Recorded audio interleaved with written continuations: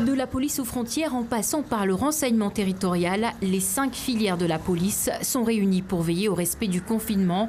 Matin, midi et soir, près de 300 hommes se relayent dans toute la commune de Mamoudzou, épaulés par la police municipale. Un travail de titan, mais est-ce pour autant la cause de la recrudescence des vols et des cambriolages dans la zone ? Les mesures de confinement créent les conditions d'une certaine forme de délinquance, notamment les atteintes aux biens. En ce temps de crise sanitaire qui puise beaucoup d'énergie dans les rangs de la police, les fonctionnaires ne peuvent malheureusement traiter l'ensemble des missions traditionnelles qui leur sont dévolues à court terme. Il va falloir prioriser. C'est ainsi que les atteintes aux personnes feront l'objet d'un traitement prioritaire devant les atteintes aux biens qui constituent une gravité moindre. Particulièrement touchés, les supérettes des quartiers et les entreprises qui se retrouvent isolées et sans surveillance en cette période de confinement.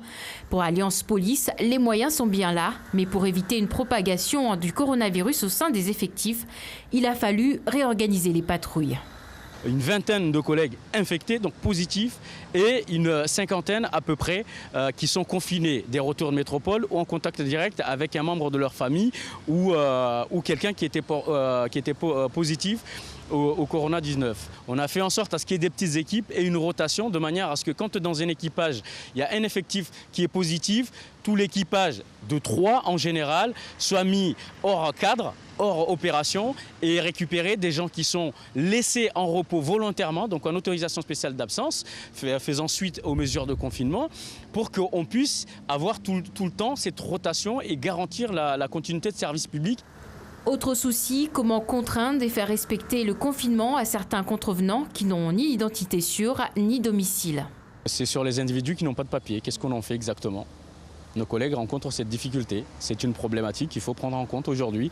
Quoi qu'il en soit, le constat est là. 3 semaines après le début des mesures de confinement, ils sont de plus en plus nombreux à braver les interdictions de sortie.